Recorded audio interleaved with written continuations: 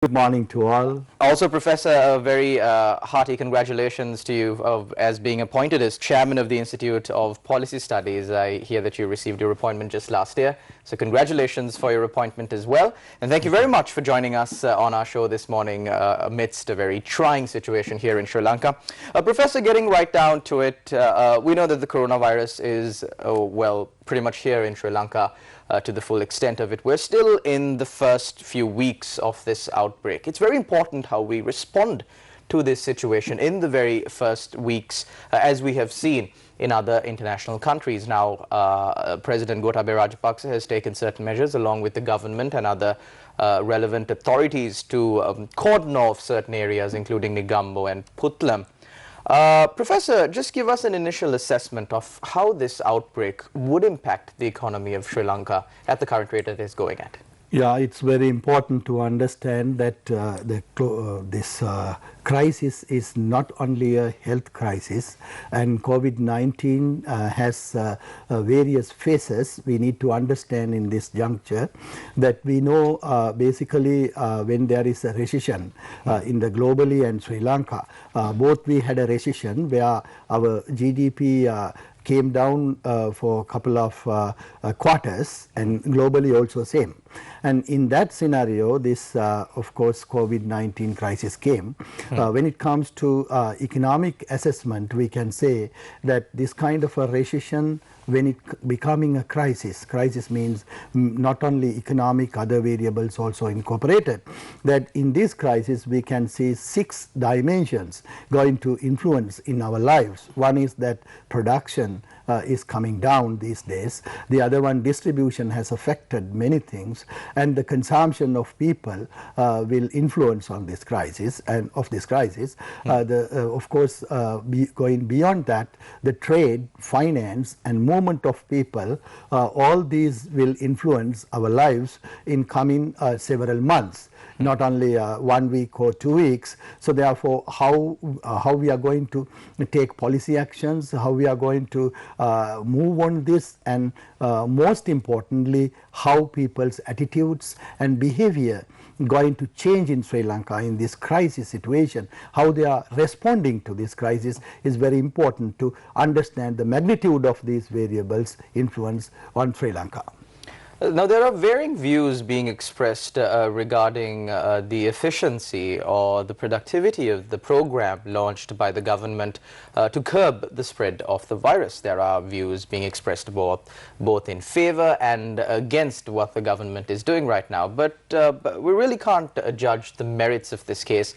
There is one way that you can look at it by the outcome of what has happened. Now, currently we have 50 cases of confirmed COVID-19 infections in the country.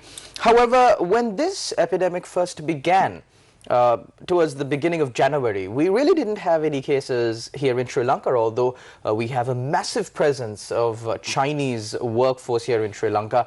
The authorities managed to handle that pretty well. In your opinion, how do you think this entire situation went the other way around? Yes, actually, at the very beginning, government took very correct decisions, as well as people got understanding. Even without knowing, we can remember that people were wearing masks in Colombo city, and the government was very well handled the Chinese corona impact to Sri Lanka. But unexpectedly, we must know that the 3 million Sri Lankans out of the country, and when it happens in the crisis in Europe, we could not pay much attention, because now the crisis is in mainly Europe, because it's growing in Europe. Because still, even the World Health Organization has named Europe as the epicenter of the coronavirus outbreak now. Yes, then those who return from Europe, actually the important thing that we could not predict their behavior, and I think this crisis, the most important thing, the people's behavior and attitudes and behavior, if we can correct it, we can overcome this crisis. That's how the China also overcame this crisis. So when it comes to this week, that we can see the some mass behavior in Sri Lankan context are not so favorable. Some are going without any mask to the cities, and even the government has locked down, or not, it's called directly. In the Sri Lankan context, I don't think this lockdown word is well known, and if it is told that the curfew will be influenced, or if it is kind of a problem of God, so the people will reluctant to go. But in Sri Lankan context, we can see the attitudes and behavior we need to change in this context. Anyway, the most important thing in this week, we can see the production places that there is a huge impact, and of course the day-to-day lives, and in a crisis situation, we can see the Sri Lanka is moving on such situation now. We're continuing this discussion with Professor H.D. Karunaratne regarding the impact of the coronavirus outbreak on the economy of Sri Lanka. Of course, if you, our viewers out there, have any questions, you can send it in to us on the number that is being displayed on your screen right now, and we will be more than happy to include that in our discussion for the day. Professor, getting back to the points that you were making, we know for a fact that, as I said at the start of the program, on social media and various other platforms, people are saying, hashtag lockdown Sri Lanka. But is that, I know that in a medical context, that will be probably the most ideal thing to do. But as you mentioned, this is not just one issue. You can't corner it or focus it onto one aspect, saying this is only a health issue, this is only a social issue, or this is only a financial issue. This is going to impact all of these areas. And considering all of these areas, would that actually be the most viable step? Yeah, the thing that we know, we have to understand that government can lock down, or government can say it's like curfew, but the issue is that we know the Sri Lankan economy is kind of mostly governed by the informal sector. The small firms and the individual workers, it's not a large firm behavior in like the Japan or China. So therefore that informal sector will affect this more and more. So therefore the issues are coming from their sources of income, and the prices they have to pay for goods and services if the distribution disturbed. So that therefore we need to concern about this informal economy, how we tackle with them.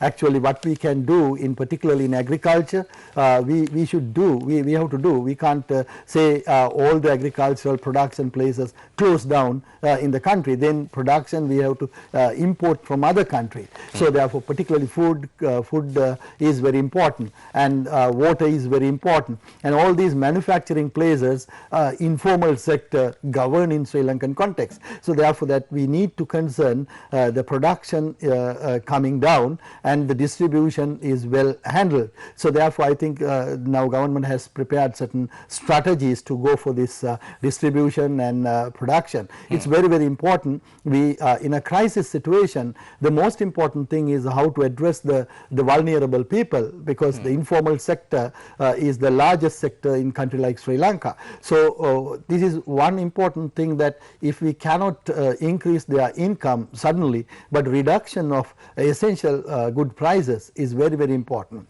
So because people can survive in a crisis if government reduce the prices of essential goods. But now there was also, speaking about the reduction in prices of essential goods, there was this argument that these are only available at Satosa stores and not at other stores, and people started flocking at Satosa stores, and that is not also an ideal situation, because again it will increase the spread of the virus. Yeah, it can be in short-term impact, but we know that's what I said, that we need to think about the distribution system.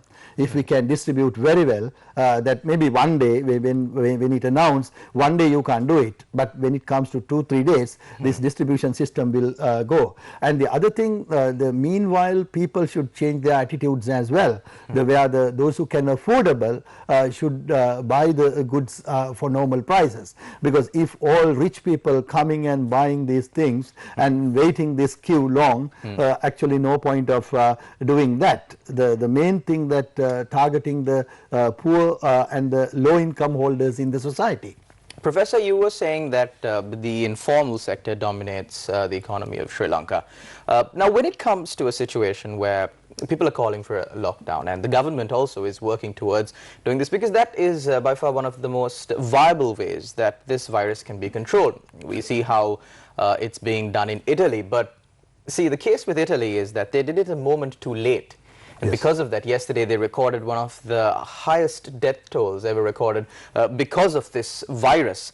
And again, if Sri Lanka, we act too late, it might be too late for us. But then again, my question to you is, how do we draw a line? How do we draw a balance?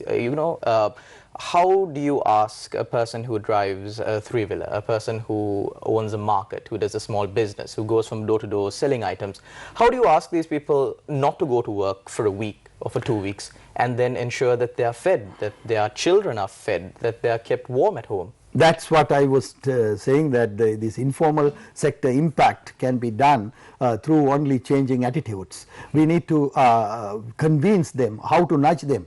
How to convince them is the basic issue. I think almost the most popular people in the country, they can intervene in this situation. And we need to have, this is a national crisis. We have to get together all that we have to convince the people who are actually suffering to care within a few days, actually, maybe 1 week or 2 weeks. We know that, of course, the driving three-wheelers, maybe 1 million three-wheel drivers in Sri Lanka, over 1 million.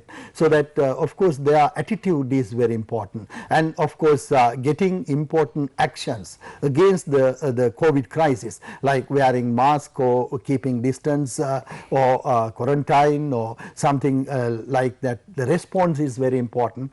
How do you respond to this crisis? Each individual's response, how can nudge, how can use the most popular characters in the society to nudge the low income holders or people at home is very important thing. Also, Professor, regarding one of the 6 items you mentioned that would be affected by the coronavirus outbreak, you said that trade obviously will be affected by the coronavirus outbreak. But we know that there are alternative methods of conducting trade. If you could just give us a little bit of an overview on that. Yeah, with respect to trade, that we know in the context of Sri Lanka, we are exporting garment items. Now we know, for example, due to the disruptions happen in the supply chain in China and East Asian countries, our garment factories influenced with lack of raw materials, and now the workers can't go to work, and almost the coming down this industry. It's about 5 billion US dollar industry. And not only that, even tourism sector, you can see more than 3 billion income nowadays stop. And of course, all the areas where our production going on is coming down. But meanwhile, airport is closed and ports are also restricted. So the goods coming from abroad is also limited. So the trade, we need to think about how do we, even with these restrictions, how to keep the trade going on, because say for example dal, we reduce the price of dal, and there can be unexpected movement of people asking predictions. They want to buy more when the price is coming down. So if all are demanding dal, then we have to import from India. Then how do we import from India when the ports are restricted, ports are closed? So therefore, the important thing that we need to nudge the people, buy only for whatever you need for 1 week or 2 weeks, rather than the stock. They buy and stock. We observed that the previous week, the many people in supermarkets they panic. That's what. So how to avoid the panic of the people is very important when it comes to trade, because people think, I think, what will happen tomorrow, what will happen next week. So according to this prediction, they try to behave. But that behavior we need to nudge, and we need to address them very clearly, saying this is a short term crisis, maybe within 2 weeks, 3 weeks, if all of us can bear, of course with whatever the available items, the Sri Lanka can overcome this crisis, I hope. The central bank has also taken certain steps by cutting their policy rates. Of course, there have been mixed reactions to this. The stock market was also closed down for a 3rd day. But with these developments, Professor, how hard do you think that the economy of Sri Lanka will take a hit from this outbreak? Yeah, this crisis, how hard will depend on several things. The number one is the how we respond to it, how the people's behavior, how we take the policy instruments and how we take this as influence. So for example, interest rate reduction is essential in a crisis situation, because the particularly low income holders, consumption loans, and of course SMEs, small and medium sized enterprises, micro businesses, they have taken loan, so their interest But of rate course, should certain come analysts down. are a little bit critical about these policy cuts. But when it comes to Sri Lanka, always the important argument is we need to reduce interest rate over the long run. Our interest rates are very high because of shortage of capital and because of government trade deficit as well as the fiscal deficit, where the budget deficit. So if these two can come down, I hope interest rate over the long run can come down. We need to reduce it over the long run. But when it comes to the yesterday, we know that that has influence on the exchange rate as well. It went into 87.5. But this is very important to understand, particularly those who are demanding to reduce the petrol prices in Sri Lanka. Of course, the petrol and diesel we are consuming more if the price is very low. So as a result, we have to demand more and more petrol from the world. So we need more dollars to buy petrol. So as a result, the dollar rate will go up. So as a result, what will happen, all medicine prices, all essential good prices going up because the rupee value of the dollar is going up. So this crisis has been in Sri Lanka, I think last 10 years or somewhere. So therefore we need to clearly understand economic variables, how it affects on the other. I think that rather than reducing petrol prices or diesel prices, giving that into essential goods and mass community is and essential more important. services. Essential services, that is more important in a crisis situation particularly. And also given the fact that the government is spending millions and millions of dollars on providing medical facilities.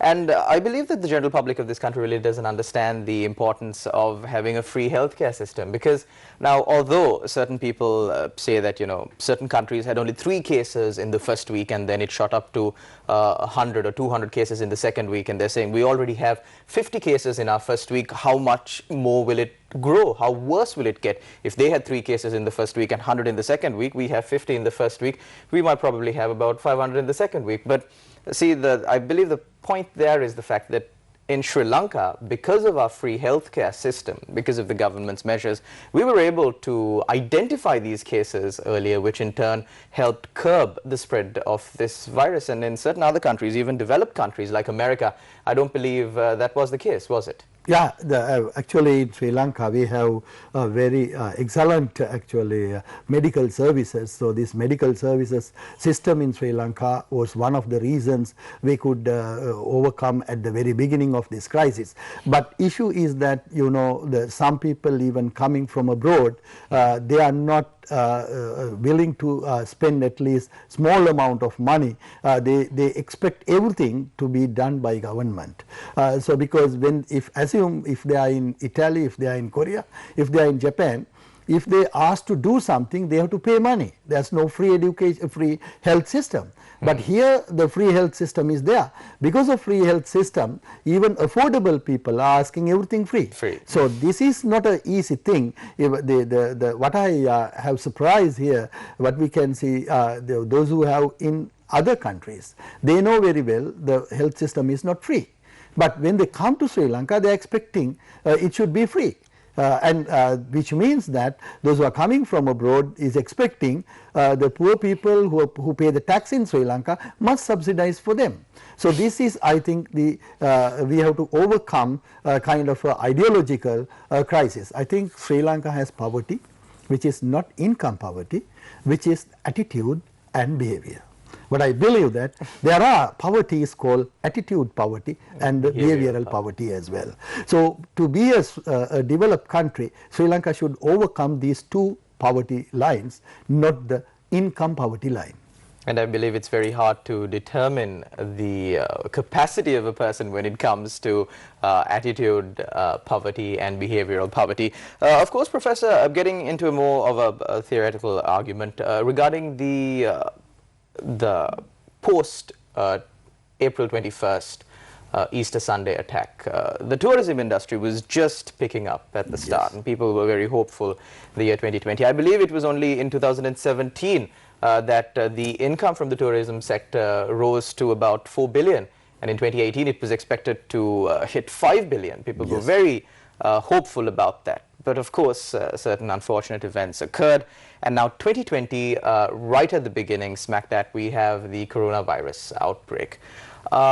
How hard do you think this will impact the tourism industry? Of course, it's off-season right now, but it's very hard to put a timeline on the spread of the virus and when it will be brought under control. And do you believe that further government intervention in this sector is required?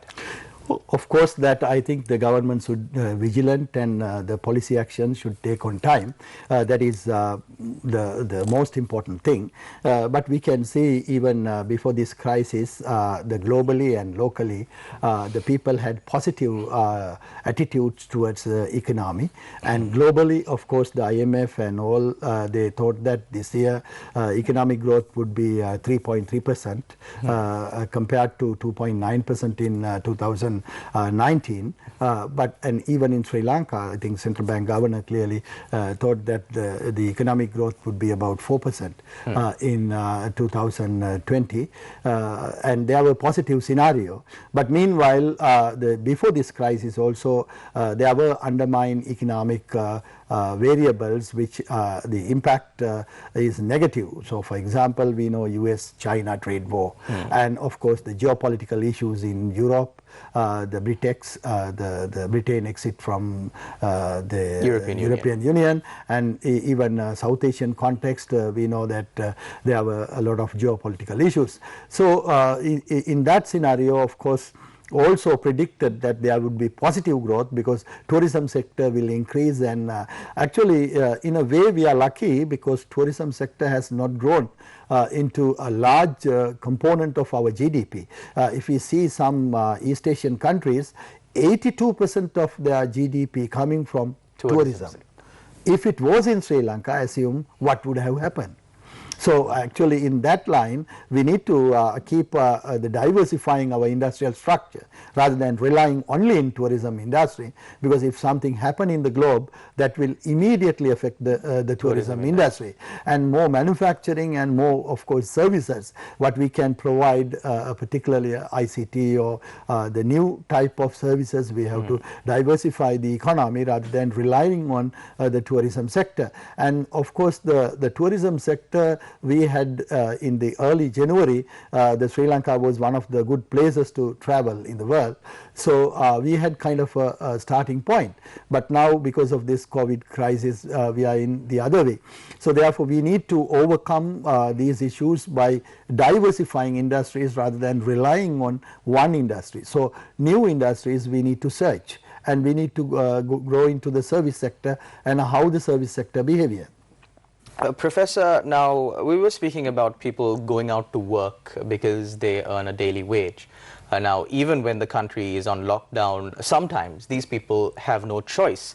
But then on the flip side, we saw some people, how may I say, you could call them selfish people, because when the country is facing a crisis like this, and when the government has clearly asked the people not to go outside your house because of this outbreak, they've disregarded all of these requests, and they've gone out on excursions, on trips, to have fun, to play cricket, and so on and so forth, despite the warnings given by the government. Do you think that this is really a depiction of that behavioral poverty that you were speaking of before? Yeah, actually I see two things in this regard. We need to concern these two things. The number one is of course those who went for a trip and those who irresponsibly behave in public, and those who are not adhere to government request are minority, very small crowd, minor crowd. So we should not use those as to measure the general public who are calm and quiet, obedient and behave as what the responsible people in Sri Lanka. That is one. The second, of course, our question is, by using, as I told you, the people they accept, we have to nudge them, we have to tell them not to go like this, or otherwise that we have to have some mechanism like that. If we have CCTV camera, we have to expose them to the society. people reluctant to expose such things. So I think we need to take some actions on this. But this behavior, actually sometimes it may be a very micro behavior. One group went or two group went, the majority Sri Lankans are calm and quiet at home and response. For example, last 2 days I didn't go anywhere, I was at home. Only today I came for this program. And that is also to make the general public aware of the situation. Awareness the situation. That's because I believe that it's a, thank you very much for inviting me, because it's a role of the media that educating people and of course use the expert in the field. So what we need to understand that of course we can overcome this crisis. Even the 30 years war we could overcome, and of course the tsunami we could overcome. This we can overcome as Sri Lankans believe this is our country. How we behave in this situation, how we change our attitudes. For even 2-3 weeks we have to bear things. So bearing is very, very important rather than blaming. So what I see the difference actually between East Asia and South Asian countries. The East Asian countries, of course, 20% say something, 80% accept, bear themselves, and they try to overcome the situation. When it comes to South Asia, that the problem is that 80% going to talk and listen only 20%. So we have to change this. Maybe not even 20%. Not even 20%.